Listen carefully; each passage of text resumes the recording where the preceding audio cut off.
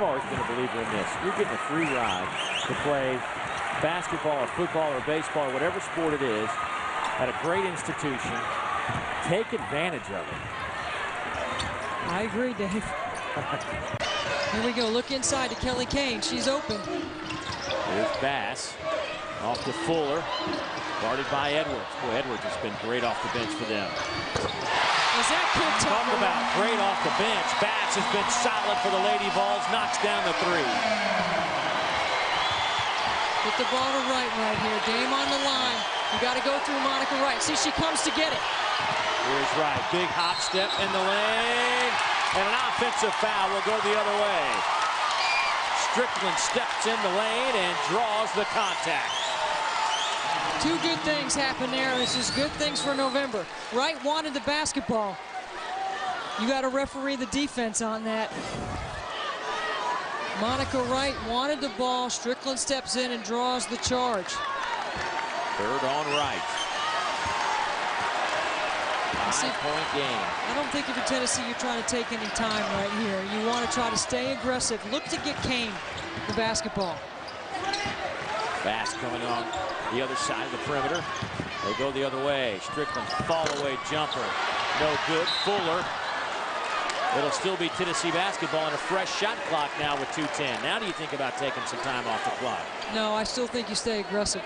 It's a two-possession game right now, and I don't know if Tennessee and Pat Summitt knows if her team can even do that yet. Here goes Wright to the basket. It's a three-point game, and Wright now with 30. You see, Virginia is not pressing. They're staying in their man-to-man. Virginia has to get a stop right here.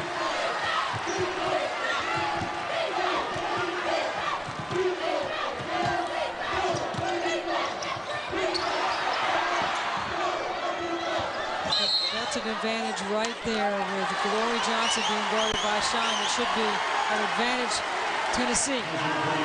Harding with the hold at the free throw line, just picked up her 5th foul. Are you surprised we haven't seen more yet? With those 4 fouls, she went out at about the 18-minute mark in the second half, and we haven't seen her since. And I'll be honest with you, though, that's about the time Virginia kicked it into gear here in the second half. So Monica Wright kicked it into gear for sure. It made her become more aggressive, I think, to go get the ball. See, Muhammad looks like she's going to check back in. Wright has 30 points. She had 18 at the half. 8 rebounds, 2 assists. But she has been quiet as the game has wore on towards the second half. She had such a flurry of points to start the second half. By the way, how about the new foul out rule in college basketball to speed up the game? You know, it used to be 60, like a full timeout. They've instituted now. You got about 20 to 30 seconds to get a player. You got the first horn will go off at 5 seconds, and then you've got 15 more seconds to get a player in. I've been preaching that for years. You like that, huh? You shouldn't be awarded a timeout because a player fouled out. Nobody's listening. Dave, you've changed Change the game. Change the game. Well, the free throws make it a 5-point game. I don't want to change this. This has been fun tonight. Wright pulls up. Got it! And she's big screen up top by Muhammad. And a new career high, 33 for Wright. Her previous career high was 31 against North Carolina. She shows up for the big-time games.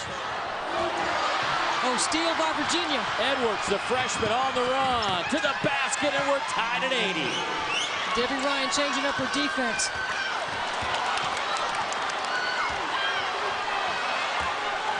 What a game. They're just going to play straight up man right here. Virginia trailed by as many as 13 in the first half, 8 at the break. We've had 8 lead changes and 5 ties. I thought she traveled. And then a push against Edwards. I thought Brianna Bass traveled at the top of the key. So did that Virginia bench. That's 2 on Edwards. Both of these coaches are going to walk out of here with a tape to show their teams. Isn't this great? And to talk about and use to learn. This is just game number 2. Forget about Christmas. We're not even at Thanksgiving yet. We're getting this level of play. clock was running. We'll have to go back and reset that clock. See what...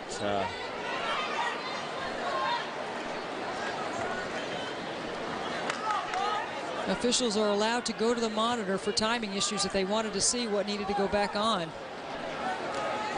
But Eric Bruton was paying attention when the first whistle blew. He noticed 48.1, so he went to the table, said that's what we're going to put on the clock, and that's where we are. Alex Fuller, the only senior, the leader of this team. Well, we only have 3 seniors amongst both of these clubs dressed out tonight. How good is the future of our game? Alex Fuller getting her 4th career start tonight. She has been kind of like the den mother to this young group. She knocks him down in a clutch situation. 82-80, timeout Tennessee. Pat Summitt wants to make sure that it is not just clear, that it is crystal clear defensively what she wants her team to do. They cannot foul. They got to go back. Tennessee will get the ball back if they play good defense. And Virginia, I mean, Monica Wright, Dave. It's got to be Monica Wright. More women's college basketball coming your way on Wednesday night right here on Sports South. Clemson and South Carolina from Columbia beginning at 7 o'clock Eastern time. Be sure to check your local listings. And of course, the big tie-in here is Dawn Staley, the all-world, all-everything player for Debbie Ryan.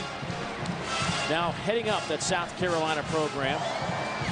Exciting for the SEC to have Dawn Staley. And although they start off 0-1 with a loss at Penn State, Dawn Staley will get a chance to get her first win at South Carolina. How about her schedule? You and I will go over there and see them a couple times, but UConn, brutal. Stanford, get to go to Penn State to open it up. It's brutal. I mean, but you know what? Dawn Staley, there's not many that are more competitive. And of course, Debbie Ryan knows all about that. The kind of person and kind of player Dawn Staley has been and what she's meant to our game. All right. This game right here, Debbie, 48 seconds to go, 2-point game. I think everybody in the building realizes 22 is going to have to get the ball. But if you're Tennessee, how do you deny that? Well, Shekinna Strickland right now is in an all-out face guard. She will not help. She will stay on Wright. Now they switch it, and Wright does get the basketball. She'll get it across the midcourt stripe. Wright could just dribble it until she looks for her own shot. She's going to shoot over the screen. Monica Wright has been nothing but spectacular tonight. 35 huge points. You're right, Dave. Everybody in the building knew 2-2 was going to get the ball. And I said it in the second half. They can't stop her. It doesn't matter who. The screen out front got the switch. Shekinna Strickland is who Pat Summitt wanted to have on Wright. But she gets a little separation from Bass. You know she can score over the top. And then everybody crashes the boards. Now, Tennessee stays aggressive, looking to score. Kelly Kane is still in, who has not been a factor with her back to the basket. Okay, now, let me ask you this, though. With Virginia, you know where you can go to get some points. Pat Summitt's still trying to figure it out. That's right. And Brianna Bass has been good off the bounce tonight. And you're right. That's the issue with 7 freshmen, 7 new players to the back-to-back national championship. What do you want? Well, I want Kelly Kane to be a force on the block, demand the ball, show herself to the basketball. And then I want Brianna Bass to look to take it off the bounce. And then I want Fuller, Strickland, and Glory Johnson to crash the glass. Our officiating crew over there looking at the monitors, by the way, to get the exact time on the clock. Joe Cunningham and Eric Bruton checking out when the ball went through the bottom of that net. I think we'll say 40.2, maybe 40.1. 40.3. I was off a tenth of a second. Now, of course, everybody around the country knows that there was a clock issue here for the Tennessee Rutgers game. We're not going to go into that, but I will say this, that Debbie Ryan did say to me before the game she's going to have a couple of people keeping an eye on the clock all game when the game gets close. Well, she's got that, and there's probably people looking at the clock. She said it in a joking manner, of course, and no disrespect to Tennessee's staff and crew. Here we go. There is roughly 9-second differential between the game and shot clock. Here's it, Bass. 1-4 low, flatten it out, let her try to go one-on-one.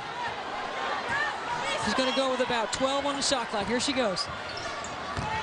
Glory Johnson in the paint, threw it up, no good. Loose ball on the floor. Whose ball will it be? Tennessee's. Did the ball hit the iron? I don't think so. The shot clock's at 6. Game clock at 15.8.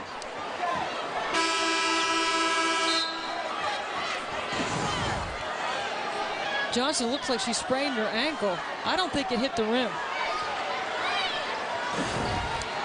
Tennessee will get it back with 6. For Pat Summitt, with 2 timeouts, will use 1. There's too much confusion over there by the young, inexperienced players for Tennessee, and there's nobody that has done it any better than Pat Summitt. And look at how calm she is remaining. She's going to tell them what they're going to do right here. I like the 1-4 low. We hadn't seen that all game out of Tennessee. Don't forget, tomorrow night it's men's basketball. The Tennessee Volunteers on display against UT Martin. 7 o'clock Eastern time. Randy Smith and former Vol Bill Justice will have the call for you right here on Sports South. Be sure to check the listing in your area. 7 o'clock Eastern time, UT Martin in Tennessee. Here's 2 things I'm looking for on the out-of-bounds play. One is to throw it right into the block right away with the size advantage that Kelly Kane has. The other is look for Shekinna Strickland to get it back and look to drive the lane. And Monica Wright will be on Strickland. Here's Bass. They got 6 seconds. Strickland does get it back. Strickland, underhand layup, no good. There's Kane, had her hands on it. Here goes Milner, and she was pushed with 6.4 seconds. And for Strickland, that'll be her 5th foul. And that'll send the Cavs to the free throw line. Milner comes out with the basketball, and they're going to call. Shekinna Strickland is looking for the traveling call. And they're going to say that Strickland pushed her, and that's the reason why Milner's going to the free throw line. So Milner, the senior out of Martinsville, Virginia. Milner at the line today, just 1 out of 3 as a team. Virginia is 10 out of 16. The one she made, she banked, but she swishes this one. Now, Brianna Bass is the quickest player on the floor, Dave. She will get the ball in her hands, and she will motor up the middle. Look for Glory Johnson, too. Tennessee does have a timeout left. Virginia with 2. Free throw on the way off the back of the iron. Loose ball. Fuller's going to have to go. She calls a timeout with 2.1 seconds. That's the confusion and the inexperience of a young team. And that's a senior, Alex Fuller. But Alex Fuller has played behind many All-Americans here, waiting her turn. The ball's they're gonna have to go 3/4 of the way down the end of the floor. And you're gonna have somebody that's got to be able to make a pretty good baseball pass to about the hash and timeline on the other side of the midcourt stripe. You've got time to catch, a couple of dribbles. Virginia does not want to foul. I'm sure Debbie Ryan will put somebody on the ball on the sideline here, guarding that person defensively. Boy, is this a time when you want Angie Bjorklund on your... Oh, man, would you love to have Angie Bjorklund? You would have loved to have had her from the beginning. Right. And if Virginia can win this without Lindra Littles. There's Bjorklund with a bad back, having to sit this one out. Virginia will stay in their man. Shine will be on the ball out of bounds. You and I were talking about this particular instance this morning. We both agreed that it's you need to guard the ball. Here's Bass. Tennessee couldn't get a shot off, and Virginia pulls off the upset in Thompson Bowling Arena.